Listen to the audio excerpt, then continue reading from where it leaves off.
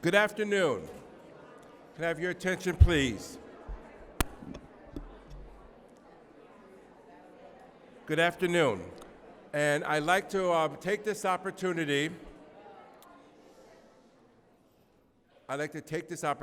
to officially welcome you to FIT and to our second annual Diversity Comic Con.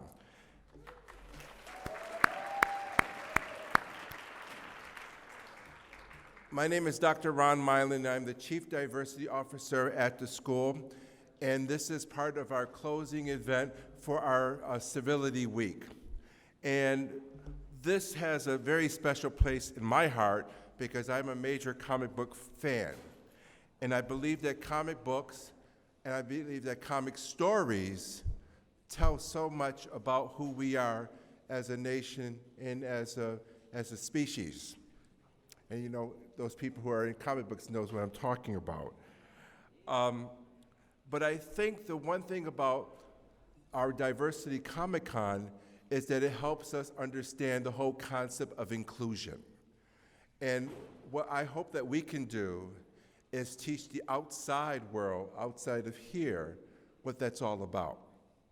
And I think we do that through the stories that we tell in our novels, the stories that we tell in our comics, and the stories that we tell to each other.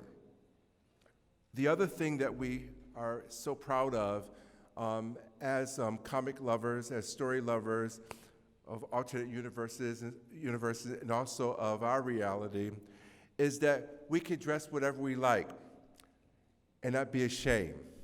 We can be whomever we like and not be ashamed. And I think that's a very powerful thing to have, and that's a very powerful thing to show on to others. So I am so happy that we are having a second Diversity Comic Con. It's my hope that we will continue this year after year. And I know Ramon Gill, who helped coordinate all of this, he's going to say, oh my goodness, I have more work to do. But he is awesome, and I'd like to give him a special hand right now for Ramon.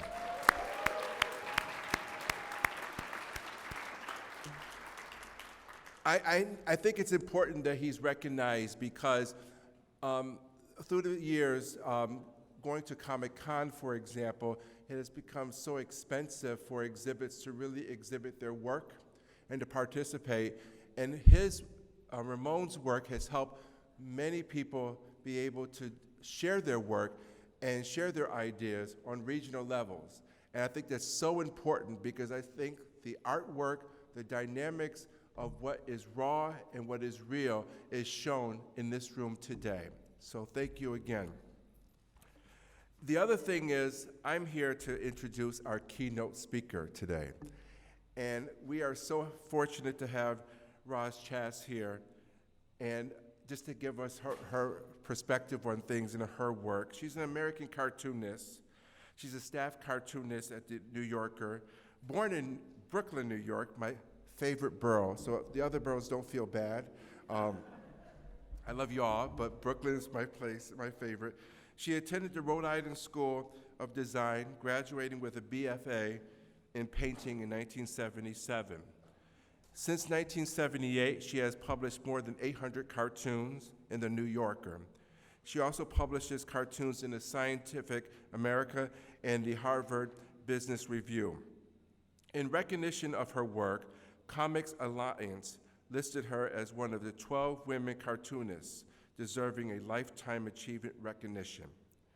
In May of 2017, she received the Alumni Award of Artistic Achievement at Rhode Island School of Design commencement ceremony. She is a legend in her work, a wonderful human being, and I'd like to bring Roz to the stage. Roz to say something.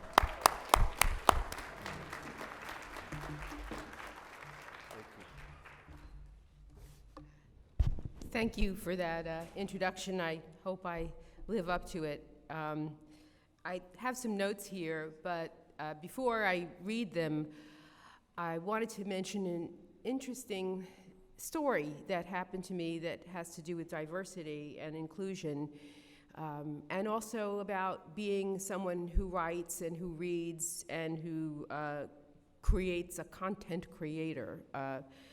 I was talking to a friend of mine, Nancy, who happens to be black, happens to be female, happens to be a comedy writer, and we were talking about our favorite books when we were growing up. And she said that when she was growing up, she was obsessed with Nancy Drew. And and she said it was really funny that like she didn't think of like herself as black and Nancy Drew as white. And even those pages in the old Nancy Drew books when they would like talk about Nancy Drew's like maid and like a mammy and these things, she just didn't clock it. She just didn't see it. And we were talking about this, and I was talking to her about how when I was growing up, when I was like 13 or 14, I got really into underground comics. And I read, R. Crumb and a lot of people who were not as talented as him, and sometimes very, very violent and horrible towards women. They were clearly misogynistic, and yet I didn't clock it. I don't know whether I was identifying with the other. I don't even know what it was. So I'm just kind of putting it out there for any of you who just, when you were kids, you didn't even realize some of the stuff you were reading and the sort of point of view that was so kind of terrible and noxious and hate-filled. You just kind of somehow glossed over it. But anyway, now I'll go back to my regular talk. Hi, everyone. My name is Roz Chast. I'm a longtime cartoonist for The New Yorker, and thank you for inviting me to be the keynote speaker here at Diversity Comic Con. I've loved cartoons my entire life since I was a little kid, and I've been drawing them for so long that I'm really unfit for doing anything else. It's embarrassing, really, how much I love this particular medium and how fortunate and grateful I feel to be part of this community. There are many reasons for this, my love for cartoons. The main one is that cartoons are a narrative art form, and they tell their stories not just in words, but also in pictures. And as Marjane Satrapi, the creator of Persepolis, once said, if you can draw and you can write, why should you have to choose? There are things about the medium itself that I love. I love how plastic, how flexible, and how variable cartooning is. There is no one right way to draw cartoons. You can make a comic that's all visual. You can make one that's almost all verbal. You can use boxes to tell your story, but if boxes aren't working for you, throw them out the window. It's really up to you. Make up a new way. Black and white, color, one panel, multi-panel, or a book. You can write and draw about aliens from outer space, and dinosaurs, robots, cavemen, dogs, cats. It's your choice. Draw in manga. That's a whole universe unto itself. Or make up a comic about the minutiae of your own life, which is one of my favorite sources of inspiration. Recently, I was in a Mexican restaurant in my neighborhood and eavesdropping. This is one of my favorite things to do, is go to a restaurant by myself and just kind of like let my ears just kind of like bleh.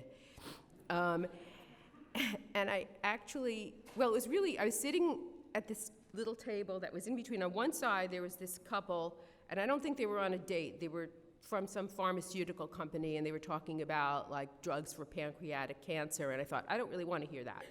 I'll leave this restaurant. I will have pancreatic cancer if I listen to this anymore. So I started listening to the other side, and I actually heard this guy say to his date, he was explaining to her how to make a fajita, and he said, babe, first you gotta lay down a bed of guac. And I don't know, it really made me laugh. Just, babe, guac.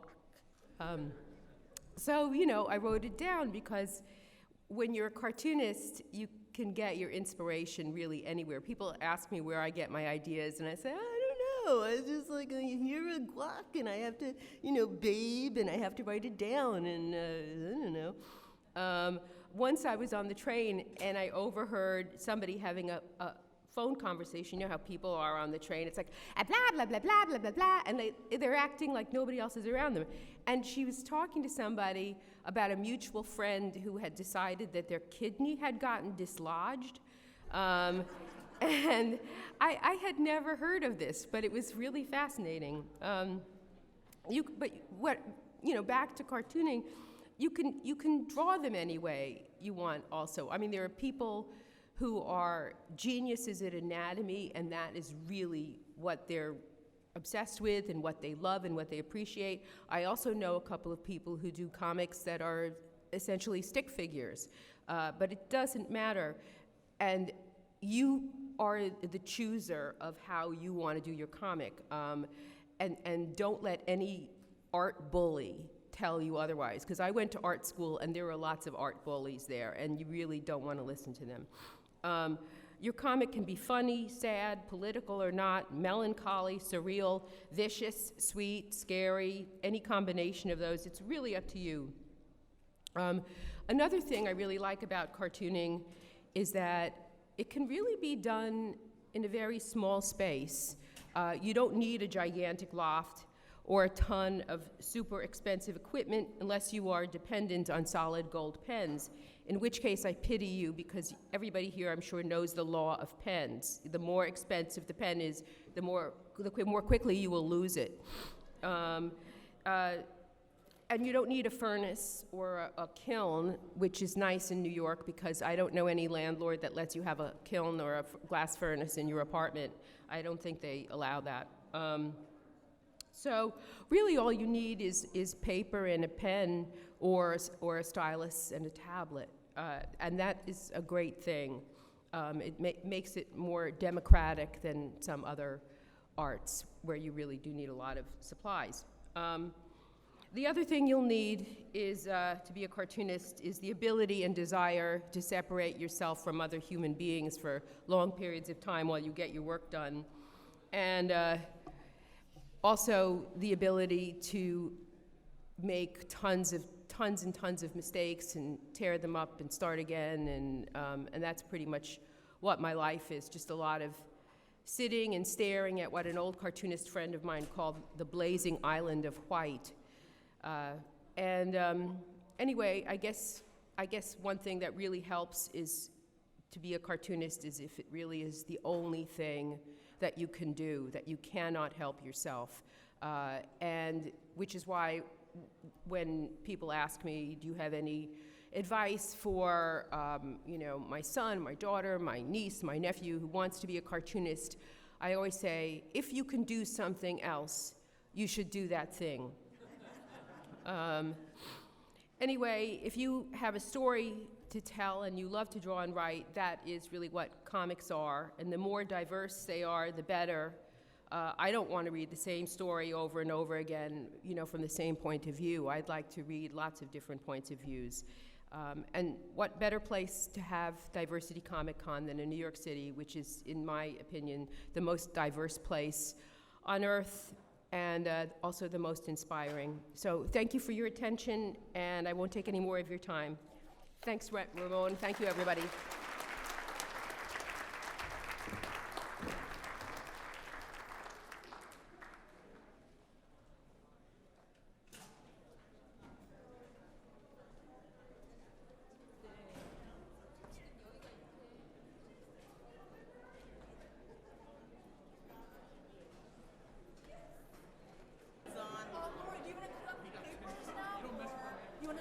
Is this the order that they're gonna go? Yeah, this is the order. So do you want to collect their white papers, or should we? Yeah, we could collect them, or No, why don't we just start? Because yeah, that's it's already, fine. It's kind of time fine. already. Yeah. Just hand Right. they'll hand Yeah, we'll just do it. Yeah. Okay. So when you get on Hello. Hi, Diversity Comic Con. Hi, I'm Laura. Thank you for welcoming me back here. My name is Laura Nicolas Elias, and this year I am joined by my husband, Melvin Elias. Say hi. Hello, my name is Melvin Elias. Welcome everybody to the second annual Diversity Comic Con.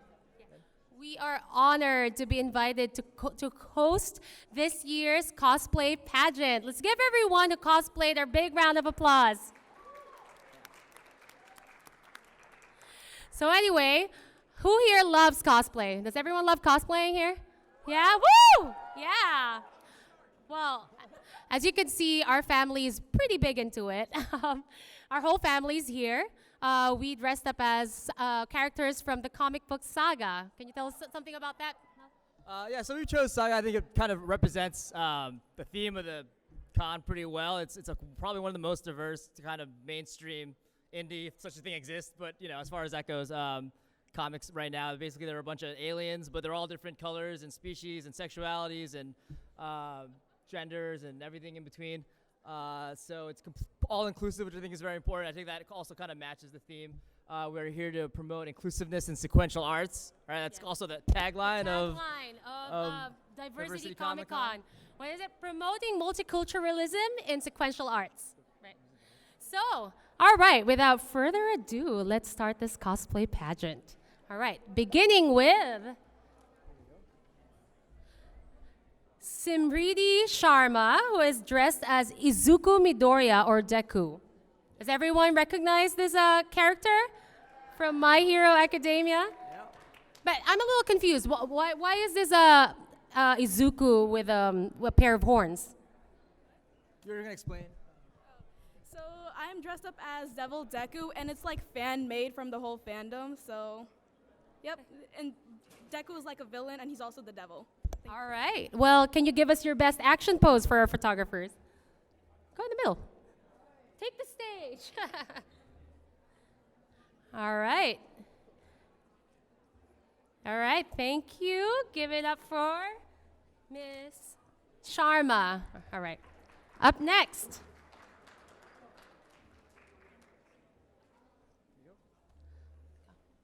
Okay, so next up is her real name is Krystal Rain, and she is her original character, Karina.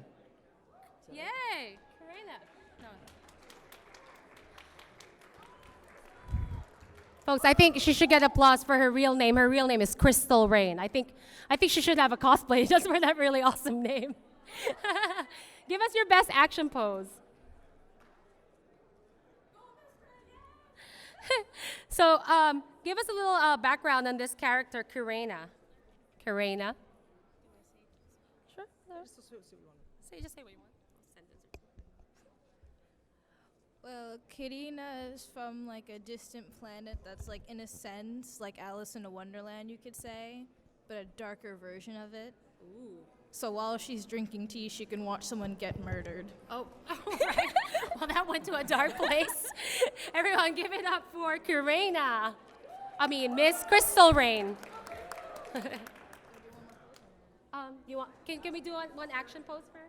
Yeah.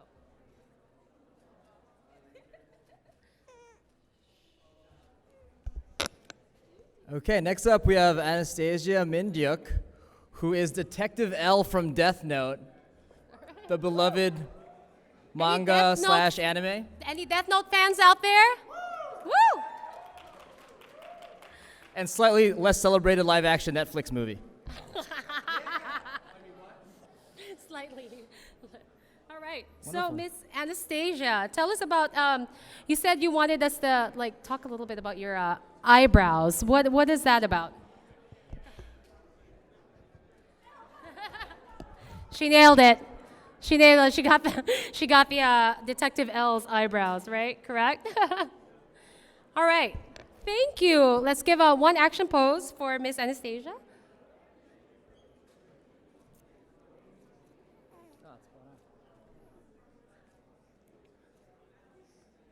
All right. Give it up for Detective L. Thank you.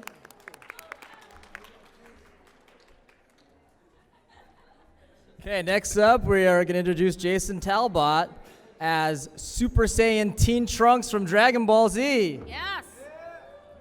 Woo!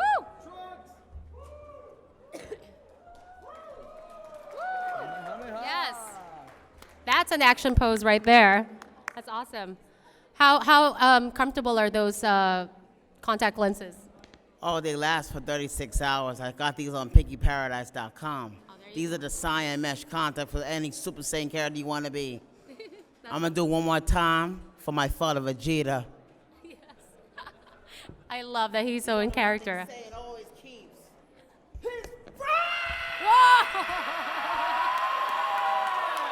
Yes. You got some rage in there. That's awesome. Yeah, I love your full devotion to the character. It's something else. Great Spot job, on. great job. Yeah, give it up for Jason Talbot. Teen Trunks. Super Saiyan edition. All right. Our next cosplayer is Madeline Schlesinger, who is Pokemon Trainer Red. Not Ash, okay? It's not Ash.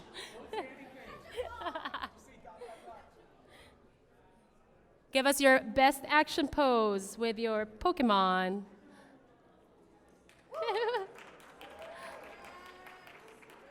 Does Red typically have a Charmander? Hi. Yes. He does. He in fan art, like he's usually depicted with a Pikachu, but I decided to leave the Pikachu at home because everyone mistakes me for Ash. I did. So yeah, to those that mistake me for Ash, I'm Red, not Ash. All right. Hear that? Okay, everyone. She's Red, not Ash. All right. One action pose for our photographers, please.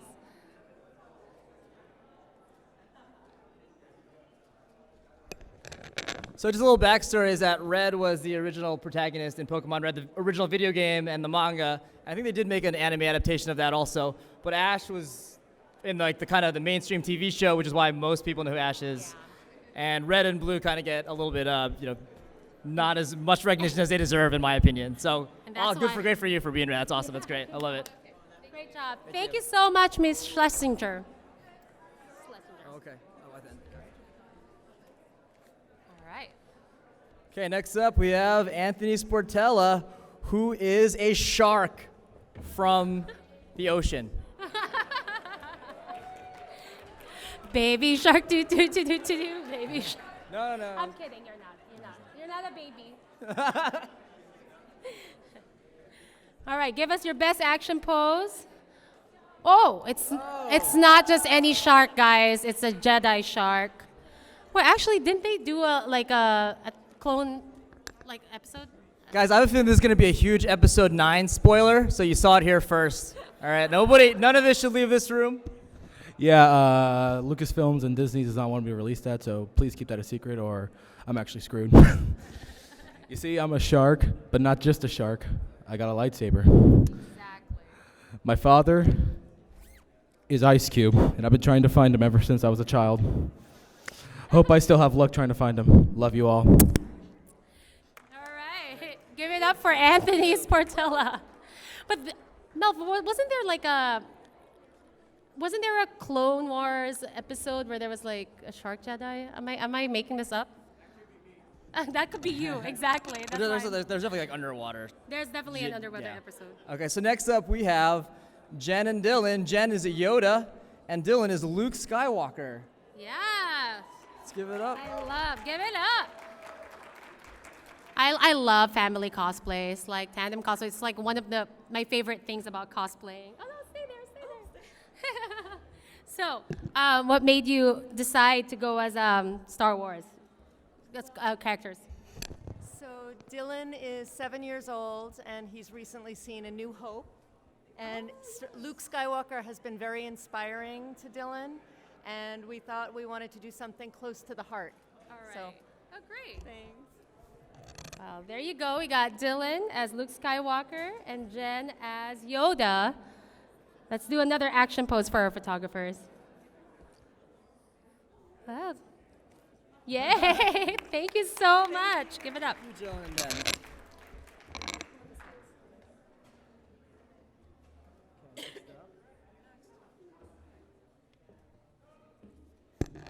Okay, next we have Danielle Madeira as Red Riding Hood. Yeah. Red Riding Hood from a different universe, I guess. No? She fights wolves. She fights wolves. This one fights wolves. She's more like a warrior woman, not just someone who like gives away her grandma's address. I love it.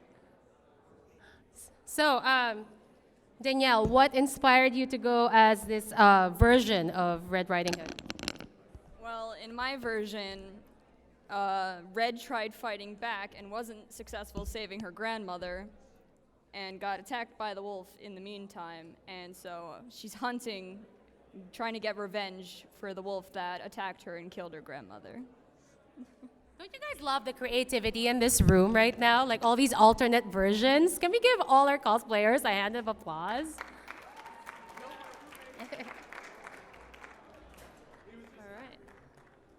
Okay, next up we have Bill Johnson as Luke Cage, Power Man. Woo! From Marvel Comics. Love me some old school Luke Cage. Love it. Yeah, the bracelets, the tiara, the chains, the full-on 70s open shirt. I mean, this is the version of Luke Cage, in my opinion. Look at that belt. It even says Cage on it. That's awesome. What is your favorite part about cosplaying as Luke Cage? To remind people about like the beginnings of Luke Cage, and he was like one of the first black heroes in Marvel. So I like to like kind of bring that forward. Oh, awesome. All right. Thank you. Can you give us an action pose of your choice for our photographers? Yes, work that chain.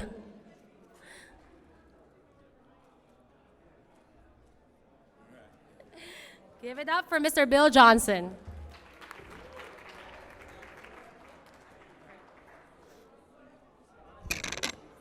Okay, next up we have Kalael Elias, who coincidentally has our last name because he's our son. And he is Goose from the comic saga that we were all part of. All right. Little known fact, he's been cosplaying Hazel, which is the couple's baby, since he was 6 months.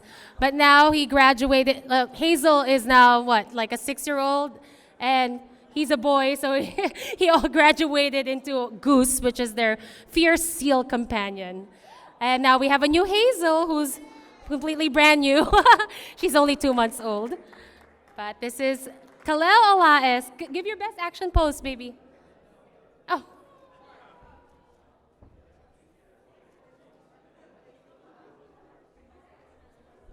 Last year he was Ryu and I was Chun-Li. Cal, you want to say anything? Is there anything you want? You want to say anything about this character? No? No? Okay, cool. That's cool. Well, thank you. Give it up for Kalael Elias.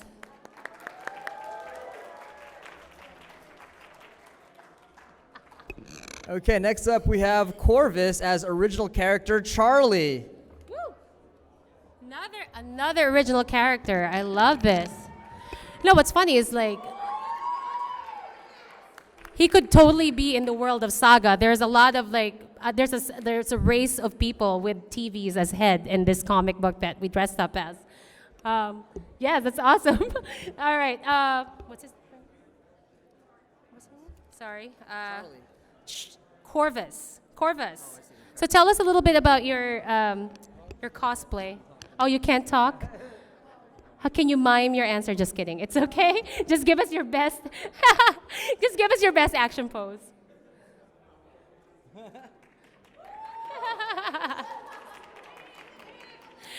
Like, you could be Prince Robot incognito. Yeah, I've always been a big fan of TV head characters. Like, you ever see the anime FLCL is like all about characters with TV heads too. So. I know, yeah. Very cool. All right, next up we have Z Ben as Bruno Bucciarati. Bruno Bucciarati. What's that? Sorry. Yes. Ask her where it's from again. I think she said JoJo's Bizarre Adventure. Yeah, no, but nobody heard that. Sorry, Z-Ben, can you tell us a little bit more about this character that you dressed up as? Yeah. So, to complete my mission and protect my men, to do it both at the same time is to make being an officer so tough. I'm ready for it. Are you ready? This is one of his famous quotes. This character from JoJo's Bizarre Adventure, Part 5, Winter Oreo. His costume was kind of too sexy for me to wear, and that's why I'm doing like a gingerbread version for the original character. And yeah, he's my favorite character from the whole entire show. Everyone should watch JoJo's Bizarre Adventure because it's so awesome! Yes, thank you. All right, give us your best action pose. Give us your best action pose. Kindly go to the middle. What?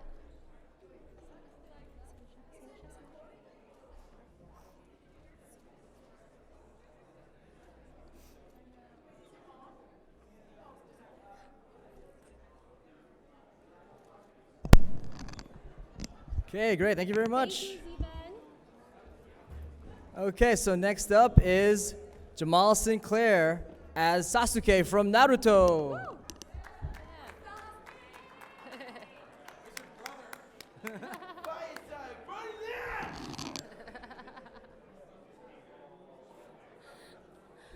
I love that you know his jutsu.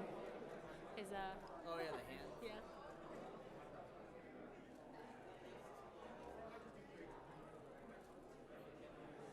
So tell us a little bit something about Sasuke that inspired you to come and cosplay as him.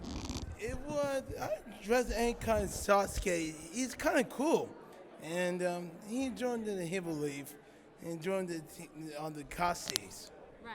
Yeah. All right. Well, thank you for coming. Give us your best action pose. All right. Thanks, Jamal. All right, so that concludes our cosplay pageant. May we ask all of the cosplayers to come up on stage for one big group shot.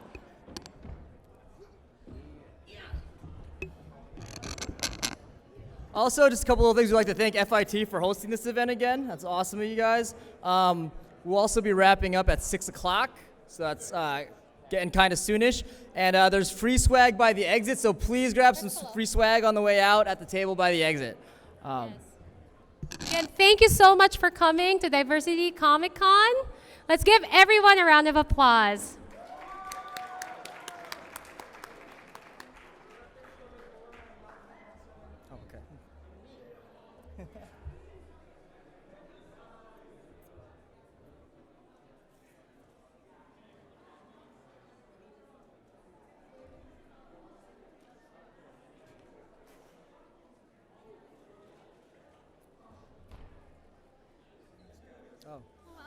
Oh, and lastly, last but not least, thank you, Ramon Hill, for putting this all together and inviting us out here, of course. Yes.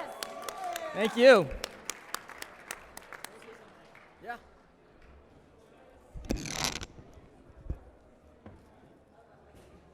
I'd like to thank everybody for coming. I know it's a Friday. And I hope we come again next year. I think it's pretty much set that we're going to have a third year. So... And every year it's getting harder and harder to get a table because more and more people are applying. So make sure you respond to my emails when I send them out, okay? Take care. We're closing up at 6 p.m. And big round of applause to the cosplayers. A big round of applause to all the exhibitors and the students who exhibited and came to attend.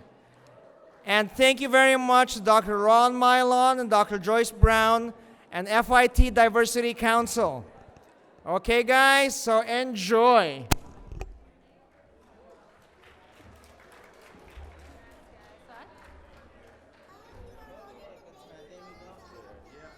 Yeah.